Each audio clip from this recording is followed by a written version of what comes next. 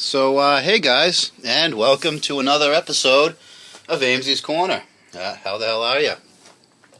Well, I'm out here in the parts van, in my little storage van. I'm looking for some special tools that I used to have from stuff I worked on a long time ago, but I don't seem to be able to find them out here.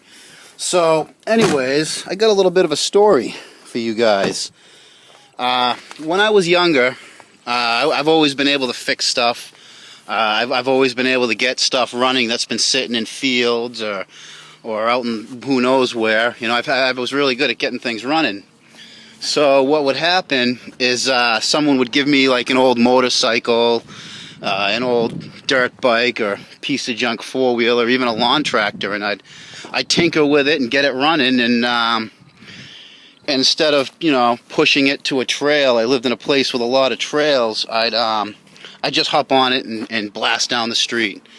So, and police don't like that kind. Police don't appreciate when a, 12-year-old kid is driving a Volkswagen Beetle down the street, or a Honda CB554, and I got in a lot of trouble from this sort of activities, Yeah, I would just keep doing it. I mean, I'd get in chases, and most of the time I'd get away, But because of this, and the net effect it had was I lost my license before I could even get my license.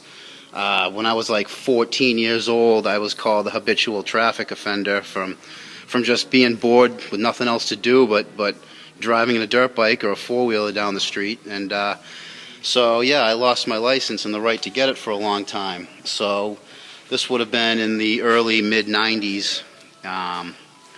And what I would use to get around is this bike right here. This is a 1993 Cannondale M500 that I put about, 15 to 20 miles every workday getting back and forth to work for a better part of 10 years, 20 miles a day. 100 miles a week or so every week for 10 years was on this bike. And I actually haven't seen this bike. I didn't even know it still existed till just recently. I came across it in a friend's backyard, just rotting away. I actually got rid of this bike when I got my first car. It was a Miata, and I got rid of it because the crank down here, the bearings in the crank let go. But normally that wouldn't be a big deal, but back then we couldn't get it out. So I just kept riding it, and it looks like, let's see if I can focus that. It looks like someone tried to get this bearing cup out and really did a number on it. So I'd really like to save this bike. I really would. Me and this bike, it's like this is like my first car for all intents and purposes. 10 years on this, getting back and forth.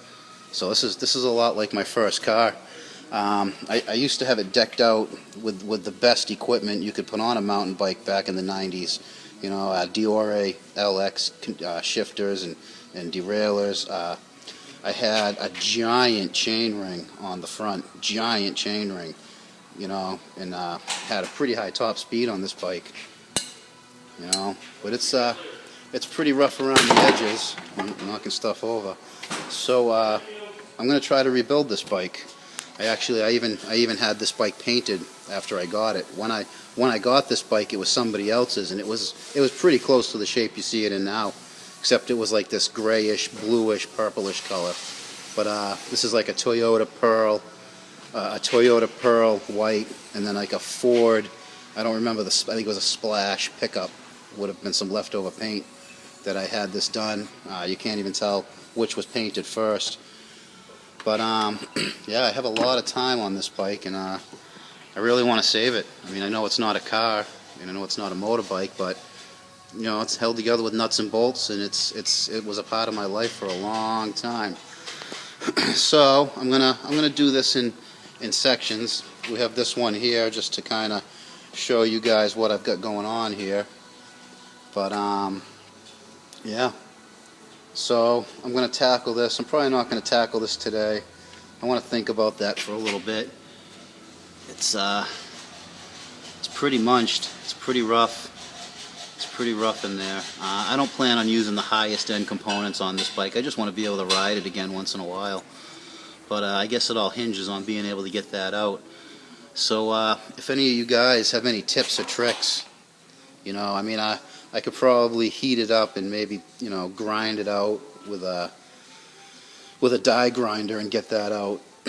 But, you know, maybe you guys know of something. Another thing is this has a funky size. I remember from back in the day having a funky size head tube here, and these bearings, this thing, they just sat outside for a long time. But, you know, all I plan on using off of this is the frame. So anyway, guys, any tips? Any tips would be much appreciated, because I got to keep this thing out of the cabbage. I really do. You know, I ordered these. I even ordered the factory decals for this bike back when I ordered them, and they gave me kind of a stink getting those. They said that anybody could just steal their bike, and they didn't want anybody to get these stickers. So I had to, like, really get to know the people at the bike shop I went to get those too. Was another little thing. So anyways, yeah, if you guys got any tips, any tricks, leave them down in the comments. I'd appreciate all the help I can get on this one, guys. So we're going to keep this one out of the cabbage. And until next time, guys, you keep it out of the cabbage too.